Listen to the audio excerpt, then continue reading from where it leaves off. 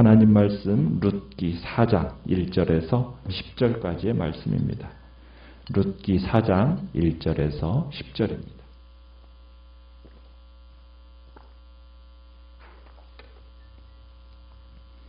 룻기 4장 1절입니다. 보아스가 성문으로 올라가서 거기 앉아있더니 마침 보아스가 말하던 기업 물을 자가 지나가는지라 보아스가 그에게 이르되 아무개여 이리로 와서 앉으라 하니 그가 와서 앉음에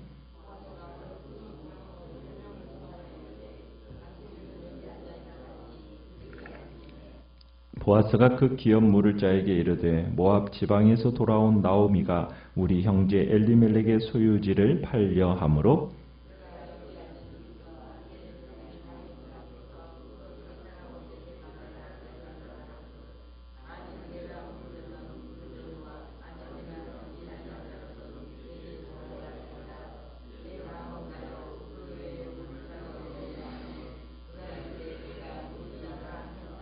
보아스가 이르되 내가 나오미의 손에서 그 밭을 사는 날에 곧 죽은 자의 아내 모압 여인 룻에게서 사서 그 죽은 자의 기업을 그의 이름으로 세워야 할지니라 하니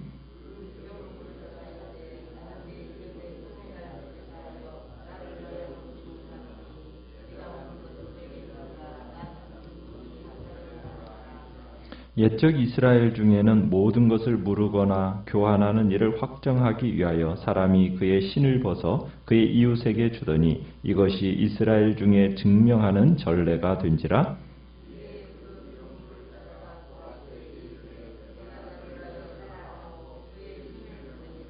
보아스가 장로들과 모든 백성에게 이르되 내가 엘리멜렉과 기련과 말론에게 있던 모든 것을 나오미의 손에서 산 일에 너희가 오늘 증인이 되었고 또 말론의 아내 모압 여인 룻을 사서 나의 아내로 맞이하고 그 죽은 자의 기업을 그의 이름으로 세워 그의 이름이 그의 형제 중과 그 성에서 끊어지지 아니하게 하매 너희가 오늘 증인이 되었느니라 하니. 아멘. 오늘 말씀의 제목은 손해를 감수하는 사랑이라는 제목으로 말씀을 나눕니다. 우리가 보아스가 야밤에 타작마당으로 그를 찾아온 룻의 청혼에 감동을 받았고 그리고는 룻이 원하는 대로 꼭 하겠다라는 약속을 하고 이제 서로 헤어지게 됐죠. 그런데 두 사람이 결혼을 하려면 아직 넘어야 할 산이 하나 남아 있습니다. 그것은 나오미의 기업 물을 자의 그 순위에 있어서 보아스보다도 우선권을 지닌 친족이 있었다는 얘기입니다. 만약 그 우선권을 지닌 자가 나서면은 보아스와 룻의 결혼은 이루어질 수가 없게 되는 겁니다. 이제 새벽녘에 룻을 집으로 돌려보낸 후에 보아스는 곧바로 베들레헴으로 입성을 하게 됩니다. 가능한 한 신속하게 이제 나오미와 룻에 관한 일을 해결하기 위해서 성에 입성하게 되는데요. 성에 입성한 이 보아스가 1절에 보면은 성문으로 올라가 앉습니다. 당시 문화에서 성문 주변은 성의 모든 일상적인 일들이 진행되는 곳이었어요. 보아스가 지금 성문에 앉았다라는 것은 어떤 법적인 절차를 계획하고 있었다라는 것을 의미하는 이야기입니다. 자, 보아스가 그 성문에 앉아 있는지 얼마 지나지 않아서 이게 웬일입니까? 바로 마침이라는 단어가 딱 쓰이면서 보아스가 룻에게 언급했던 그 기업 물을 자가 지나가는 거예요. 어떻게 보면 거의 우연의 일치라고 볼 수 있듯이 거의 동시적으로 지금 일어난 일이었다라는 것을 암시하기 위해서 지금 마침이라는 단어를 쓰고 있어요. 그러니까 이 사람이 보아스가 자기를 기다리고 있다는 사실을 전혀 모르고 있잖아요. 그런데 또 미처 기별도 하지도 못했고, 그런데 보아스가 그때 마침 그를 만나고 있다는 거예요. 아마 마침 그를 만나지 못했다면 이 사람의 행방을 찾기 위해서 한참 돌아다녀야 했을 겁니다. 그런데 하나님께서 보아스가 신속하게 일을 처리할 수 있는 여건을 만들어 주신 거죠. 또다시 보이지 않는 곳에서 섭리하신 하나님이 이런 우연을 만드신 겁니다. 이 마침이라는 간단한 표현을 통해서 이 일의 계획과 진행이 보아스가 하고 있지만 결국 일이 이루어지고 있는 것은 누구의 손에 달렸다는 것을 알아차리게 됩니까? 하나님의 손에 달린 것이라는 것을 우리가 보게 되는 거예요. 자, 그런데 보아스가 그 기업물을 자를 부르는데 뭐라고 부르고 있습니까? 아무개여 이렇게 부르고 있죠. 아무개여. 여러분, 보아스가 이 사람의 이름을 몰랐을까요? 알죠. 왜요? 친족인데. 친족이니까 이 사람의 이름을 모를 까닭이 없습니다. 나오미의 친족 관계를 정확하게 알고 있던 사람이 바로 보아스란 말이에요. 그러면 그런 관계라면 이름을 모를 리가 없어요. 모른다는 건 상식적으로 말이 되지 않잖아요. 자, 그런데 왜 아무개여라고 불렀느냐?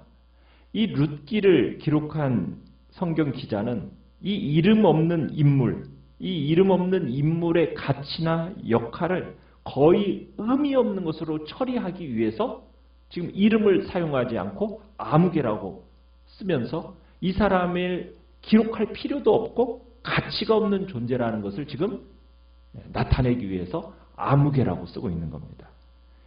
자, 왜 그런가는 이제 우리가 보면서 생각해 볼 건데요. 2절에 보면은 이제 보아스가 아무개를 자기 옆에 앉게 한 다음에 성읍의 장로들을 10명을 부릅니다. 자, 보아스와 아무개가 이제 장로 10명을 앉혀놓고 법적인 절차를 시작을 해요. 나오미의 남편 엘리멜렉에게 밭이 있었다는 거죠. 그런데 나오미는 죽은 남편으로부터 땅을 사용할 권리를 상속받았어요. 그런데 이 엘리멜렉이 모압으로 떠나기 전에 이미 남에게 이 밭을 팔아버린 겁니다. 그런데 그 팔아버린 땅의 경작 권한을 되찾으려야 되는데 이 경작 권한을 되찾기 위해서는 나오미에게 그 땅을 다시 그 권한을 사올 여력이 없는 거예요. 그러니까 기업물을 자가 대신해서 그걸 사서 나오미에게 줘야 되는 거예요. 자, 그래서 그 기업물을 자의 책임을 이제 누가 감당할 거냐? 이제 이것에 대한 법적인 절차를 이제 묻는 겁니다. 자, 그런데 이 아무개라는 사람은 나오미가 베들레헴에서 왔다라는 사실, 모압에서부터 베들레헴으로 왔다는 사실을 몰랐을까요? 알았을까요? 알았죠. 나오미의 형편도 몰랐겠습니까? 모압에서 거의 거지꼴로 왔다라는 거, 그 동네에 이미 소문이 다 났어요. 이미 나오미의 형편과 처지도 다 알고 있어요. 또한 자신이 나오미의 친족으로서 그 기업물을, 그 의무가 자신에게 있다라는 것도 잘 알고 있었어요. 자, 그런데 이 사람의 마음속에서 아마 그 기업물을 자의 의무에 대해서도 그 율법에 정해져 있는 것이기 때문에 아마 그 생각이 끊임없이 이 사람 속에 있었을 겁니다. 그리고 자신이 그 기업물을 자의 1순위라는 것도 거기에 해당되라는 것도 잘 알고 있었을 거예요. 그런데 이 사람은 나서지 않았어요. 그냥 모른 척하고 지내왔어요. 왜? 이 기업물을 자의 의무를 감당하려면 뭐가 필요한 겁니까? 자신의 손해를 감수하는 일이 필요한 거예요. 자신의 손해, 이거 감수해야 되는데 자신은 이 손해를 감수할 마음이 있어요, 없어요? 없는 거예요. 그러니까 이날 아침까지 이 나오미와 관련된 것을 다 모른 척하고 지냈던 겁니다. 그러니까 지금 이 사람은 여러 가지 또한 측면도 고려해봤던 것 같아요. 막 머릿속으로 이런 생각 저런 생각 해봤겠죠. 자기가 나오미의 밭을 살 경우에 혹여나 또 이 며느리인 룻을 또 취해야 되는 것은 아닐까? 만약 룻을 취했다가 이 룻이 아이라도 낳으면은 결국에는 그 땅은 누구 것이 되느냐? 그 아이의 땅이 될 건데 이게 참 자기가 이게 보니까 여러 가지 계산을 해볼 때 이 손해가 있을 거라는 생각이 마음속에 드는 거예요. 우리가 나중에 보아스가 룻과 결혼을 언급했을 때 즉석에서 그냥 곧바로 기업물을 자가 이 기업물을 것을 보아스에게 양보해버리는 반응에서 볼 때 이미 머릿속에 여러 가지 계산이 서 있었다라는 것을 우리가 볼 수 있는 거예요. 그런데 이 사람은 철저하게 손해보지 않겠다. 이 마음이 있었던 사람인 거예요. 그러니까 이 사람은 나오미와 그 룻의 고통이나 한숨이나 눈물에 대해서는 돌아보려는 마음이 없었어요. 그러니까 이기적인 마음의 소유자가 이 아무개라는 거죠. 이런 사람을 하나님이 인정하시겠습니까? 인정하시지 않죠. 자기의 손을 펴서 남들의 고통과 어려움을 보살피려는 마음을 갖지 못한 이 사람의 마음, 이 사람. 그래서 이 사람의 이름을 하나님이 지워버리신 거죠. 아무개 하고는 이름을 지워버리신 거예요. 자, 10명의 장로가 자리에 앉았습니다. 보아스가 이제 모임을 시작해요. 보아스가 증인들이 이제 입석한 상황 속에서 기업 물을 자에게 모임의 의제를 이제 정확하게 설명을 합니다. 이제 보아스의 말은 전체 상황을 압축해서 정리해 줍니다. 그리고 상대방에게 무엇을 요구하는지도 분명하게 은사 전달을 하고 있어요. 자, 이 공개 법정의 안건은 뭐예요? 나오미 집안의 땅을 물으라는 거예요. 만약 그 의무와 권리를 기업 물을 자가 이행하지 않으면 누가 대신하겠다? 보아스가 대신해서 물으겠다. 지금 이거예요. 자, 보아스는 결정권을 먼저 그 아무개에게 줍니다. 주면서 자신의 의사를 정확하게 표시를 하는 거예요. 기업 물을 자가 그러니까 뭐라고 얘기를 했어요? 4절 끝에 보니까 그가 이르되 내가 물으겠다. 이렇게 얘기를 합니다.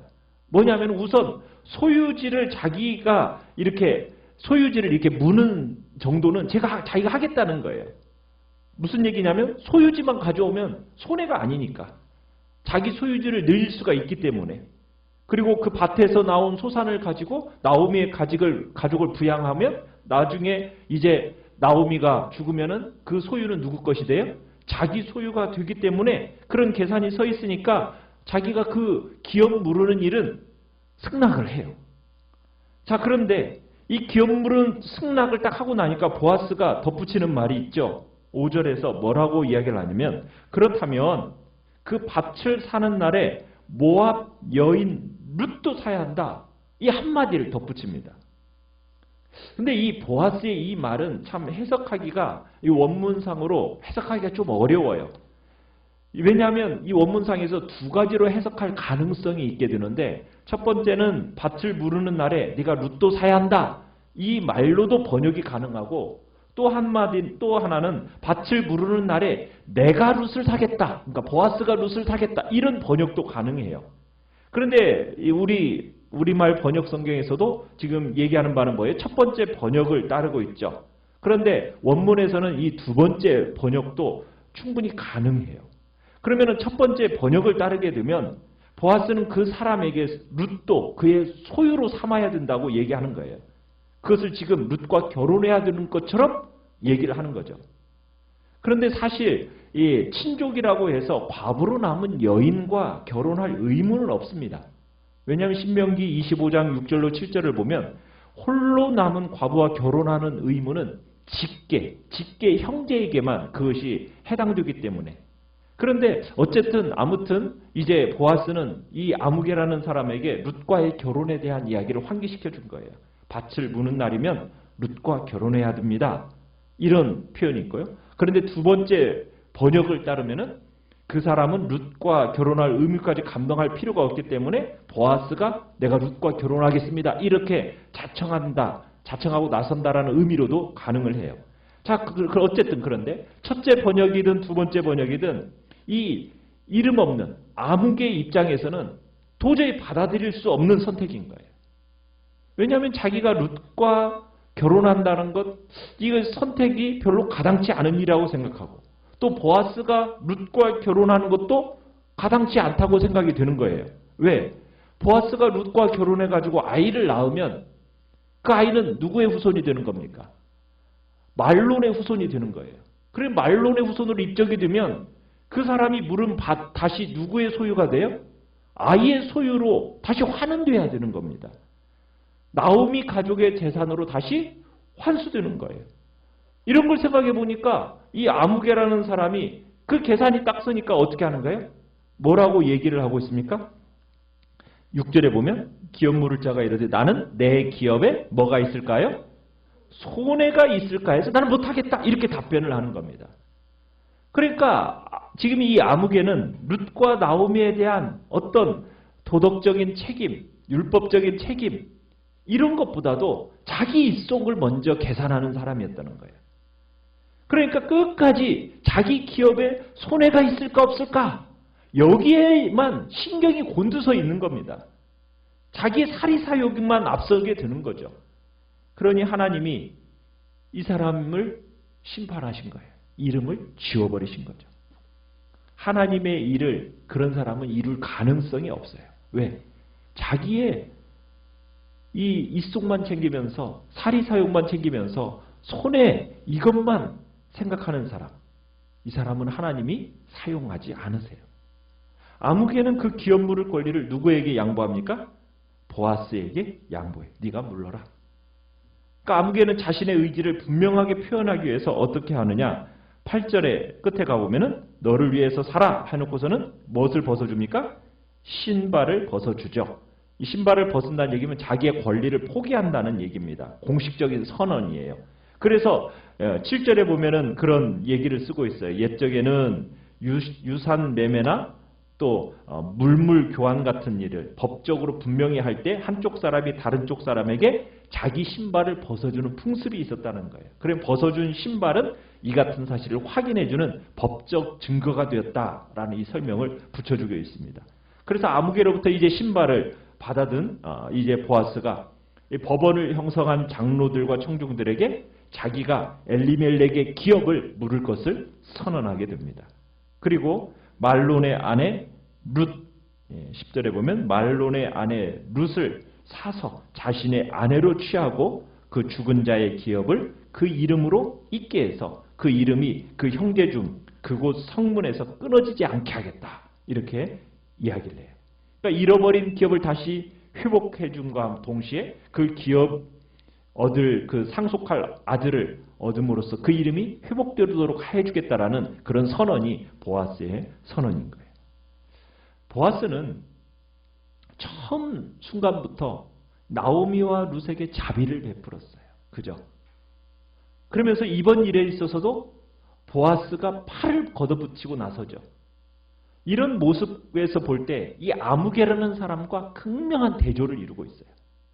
보아스는 헌신적인 인애, 헤세드, 이 헤세드의 모습을 보여주고 있다면 이 아무개라는 사람은 인색함, 여기에서 대조가 보이는 거예요. 그래서 룻기에서는 무명으로 남는다, 이름이 없이 남는다라는 것은 하나님의 심판을 의미하는 겁니다. 그러니까 결국 이 아무개라는 사람은 결국 인색하게 굴다가 하나님의 징계를 받게 되었다라고 지금 성경은 표현하고 있는 겁니다. 사랑하는 성도 여러분, 세상 사람들은 다 이득을 따라 움직여요. 어떤 이득입니까? 경제적인 이득을 추구해요. 그것에 따라서 움직이는 겁니다. 손해가 있느냐 없느냐, 이해 관계를 따라서 움직여요. 그러나 우리는 무엇을 따라 움직이는 사람입니까? 인애의 삶, 한마디로 인애의 삶, 헤세드의 삶입니다. 우리는 서로가 서로에게 베푸는 삶을 통해서 하나님은 그 백성들에게 샬롬의 축복을 허락하십니다.